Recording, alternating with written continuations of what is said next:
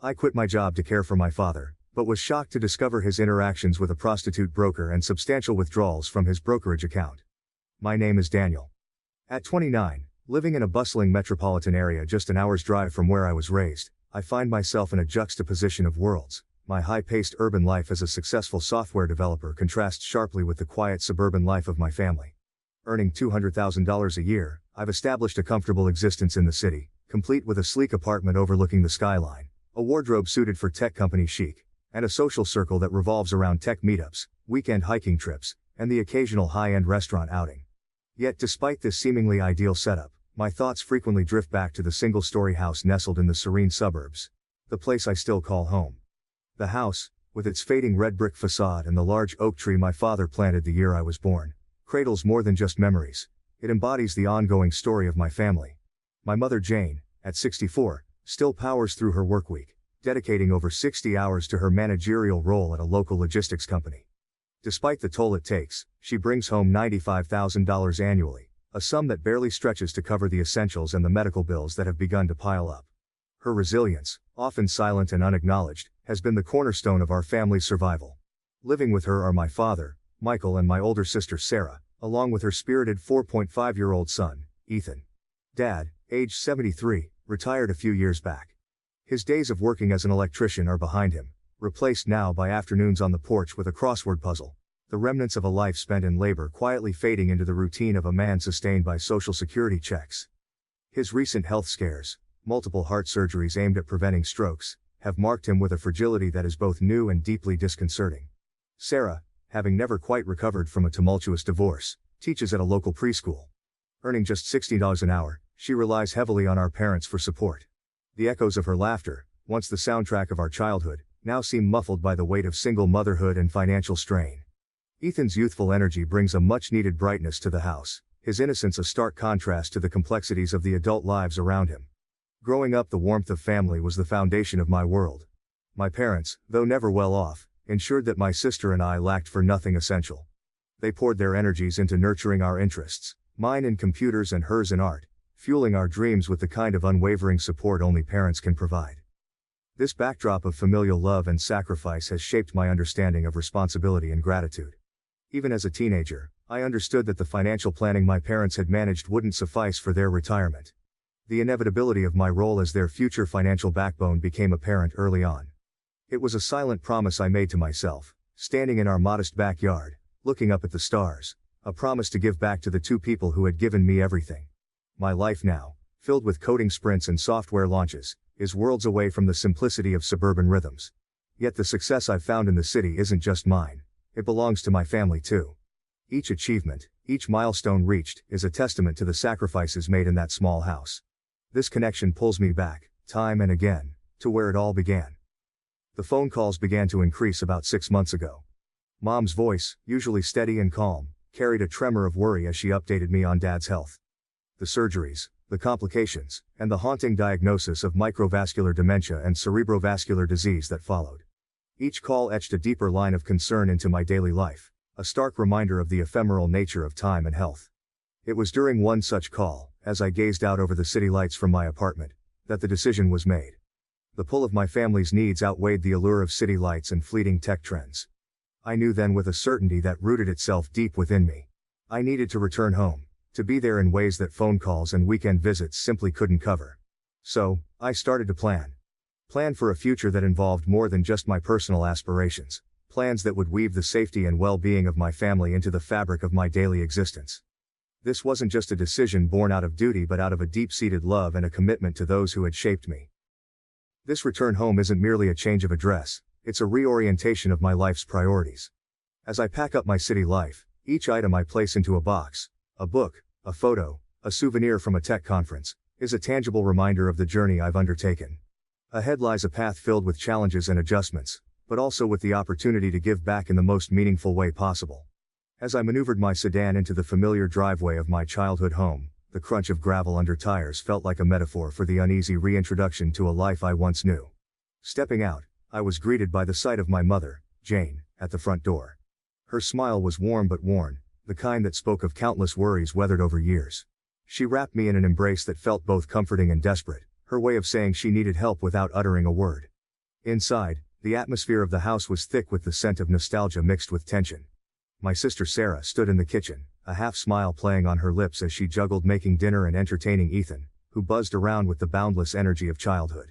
Our greetings were brief, a stilted exchange that belied the deeper currents of concern we all felt but didn't voice. Sarah was visibly thinner than I remembered, her face drawn not just from the fatigue of single motherhood, but from the constant strain of living in a house clouded with uncertainty. The first few days were an adjustment, a recalibration of roles within our family dynamics. My mother continued to work, her hours unyielding despite the added emotional load.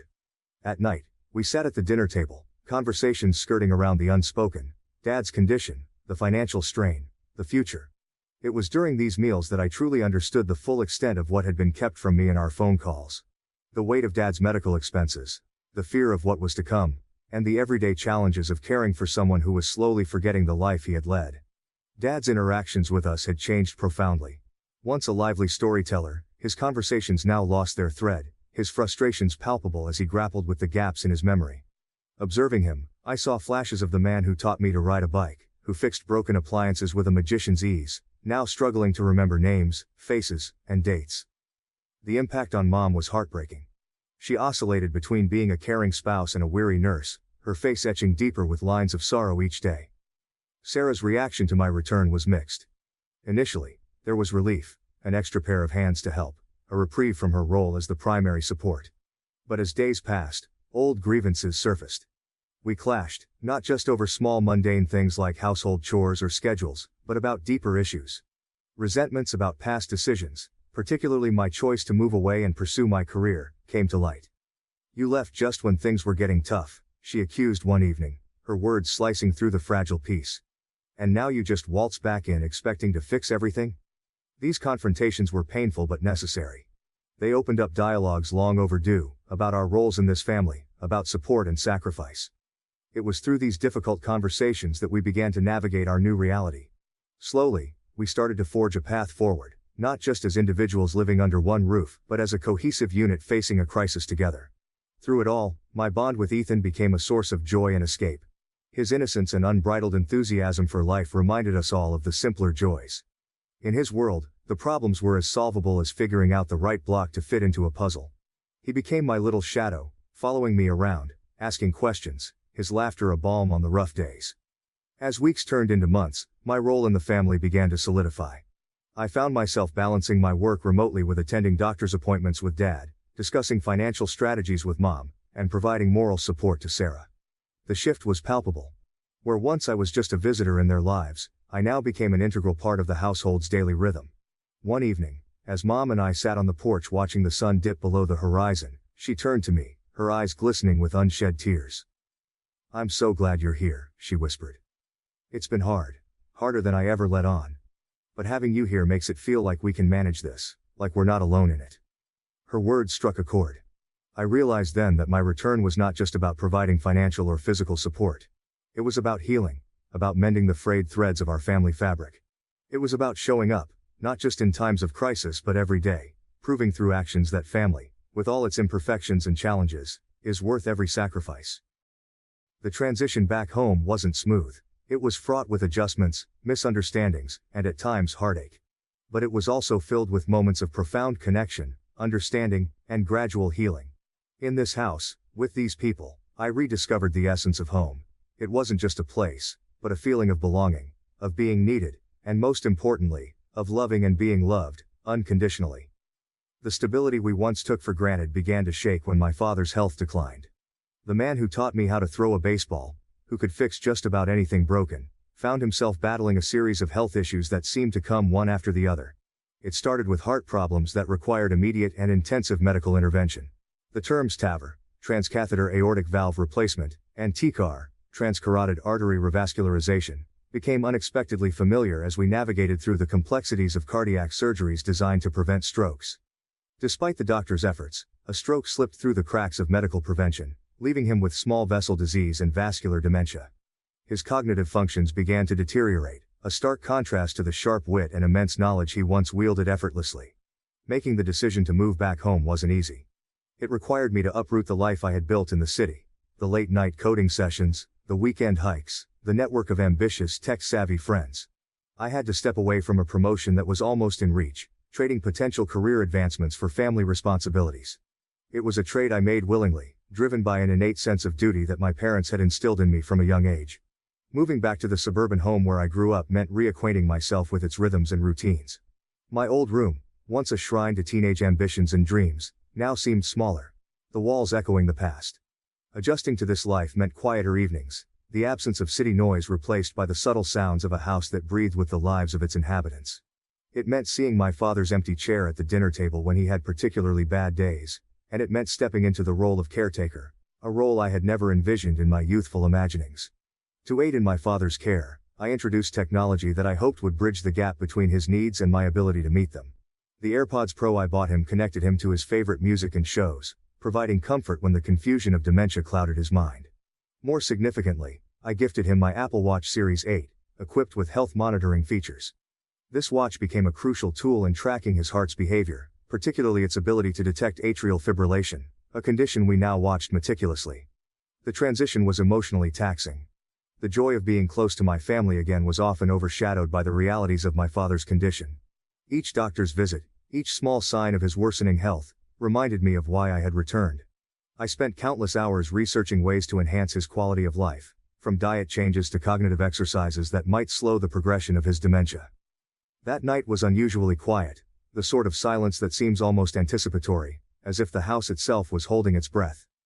After dinner, where conversation fluttered nervously around mundane topics, I found myself restless. With a mind that refused to quiet, I decided to tinker with some of the tech gadgets I'd brought for Dad, thinking perhaps I could distract myself. Dad had always been somewhat wary of technology, but he had taken a peculiar interest in the Apple Watch I gave him, fascinated by its ability to monitor his heart rate and other health metrics. It had become a routine for me to help him set it up, ensure it was charged, and sometimes, reset it to make sure it was functioning optimally. That night, as I took the watch into my hands, I noticed it needed resetting. The screen was lit up with notifications, too many for Dad to have possibly managed on his own. As I navigated through the menus to find the settings, a message notification popped up briefly before disappearing. My curiosity piqued, I ventured into the Messages app. It was then I noticed the recently deleted folder had entries, something I hadn't expected Dad to know how to use. The logical part of my mind suggested there was a simple explanation. Perhaps Mom had deleted messages after borrowing his watch. But something about the late hour, the quiet of the house, and the nagging sense of unease that had settled in my stomach compelled me to open the folder. The messages I found there were not just surprising, they were shocking. The texts were not from family members or old friends, but from an unknown number, discussing arrangements and meetings with an unsettling familiarity and explicitness. Each message was more revealing than the last, discussing times, locations, and payments. The content was clear. My father had been communicating with a prostitute broker. I felt a cold wave of disbelief wash over me, followed by a sharp pang of betrayal. My father, the man who had taught me the values of honesty and integrity, was leading a secret life that was now laid bare before me. I sat there, the watch heavy in my hands, as I struggled to reconcile this image with the father I thought I knew. Driven by a need to understand the full extent of this betrayal, I logged into his brokerage account, which he had shared access with me years ago for emergencies. What I found only deepened the chasm that was opening up inside me. The account, which should have held close to $100,000, was now down to $66,000. The transaction history showed several withdrawals of $3,000 each over the past year, coinciding with the dates mentioned in the deleted texts. The room felt like it was spinning as I pieced together the implications of these withdrawals. This wasn't just a moral transgression, it was a financial betrayal that affected our entire family. The money in that account was supposed to be part of my parents' retirement fund, crucial for their care, especially given Dad's health condition. Yet it had been siphoned away to fund clandestine meetings that shattered the facade of the life we had been living. I sat alone with this information well into the night, the glow from the screen of my laptop casting shadows on the walls. The weight of what I had discovered felt overwhelming, not just in its immediate impact, but in what it meant for the future. How could I confront my father about this? What would this revelation do to my mother, who had already borne so much? And what of Sarah and Ethan, who lived under this roof, innocent and unaware of the storm that was brewing? The night's revelations hung heavily in the air, tainting the familiar comfort of my old bedroom.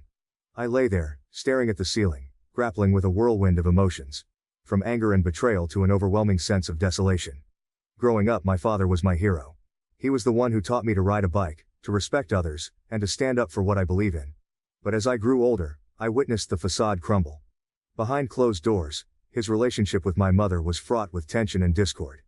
He spent money with little regard for our family's financial stability, indulging in whims as if the act could fill the growing voids within our household.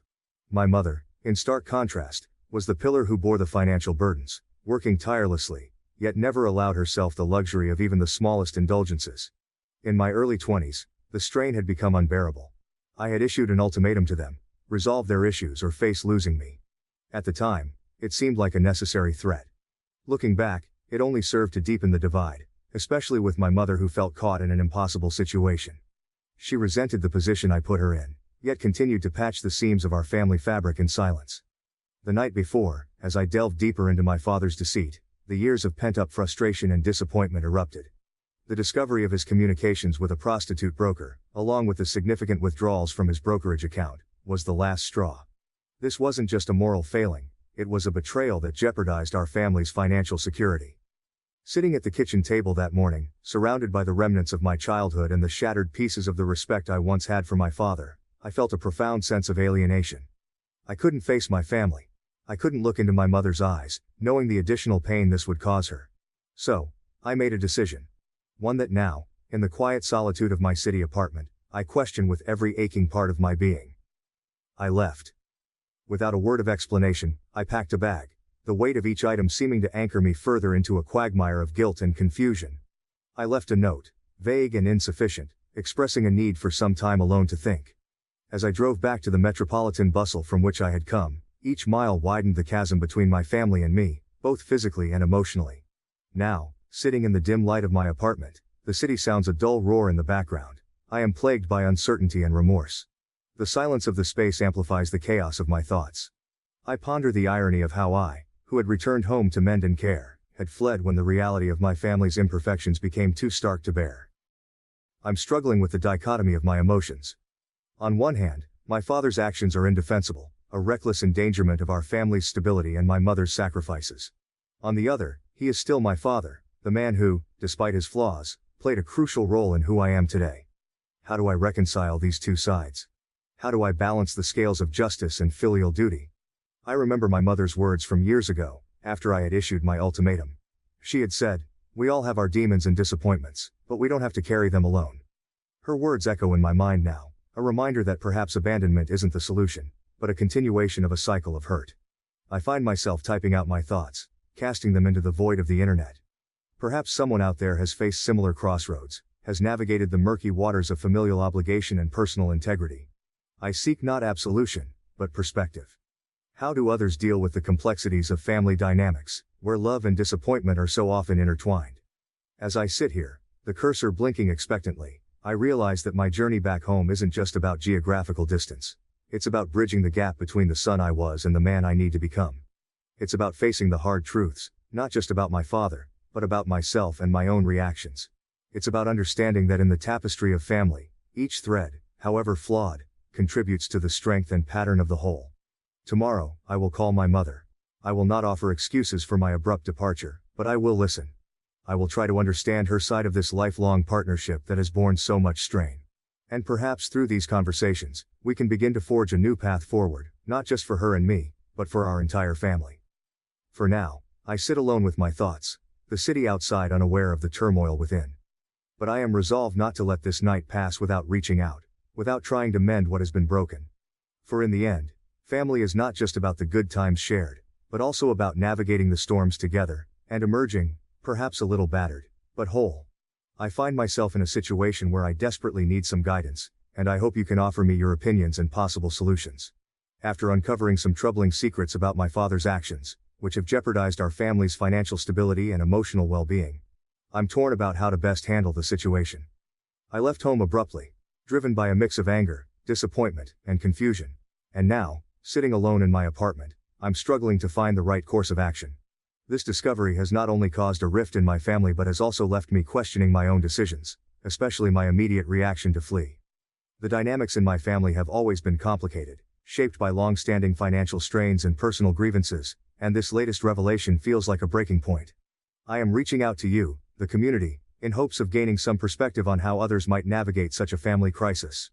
How do you balance personal integrity with familial responsibilities, especially when faced with deep-seated issues like betrayal? How can I approach this situation in a way that might help mend the relationships rather than cause further damage? Your insights and advice would be invaluable to me during this difficult time, and I truly appreciate any thoughts you share. Thank you for taking the time to listen about my situation, and for any guidance you can provide.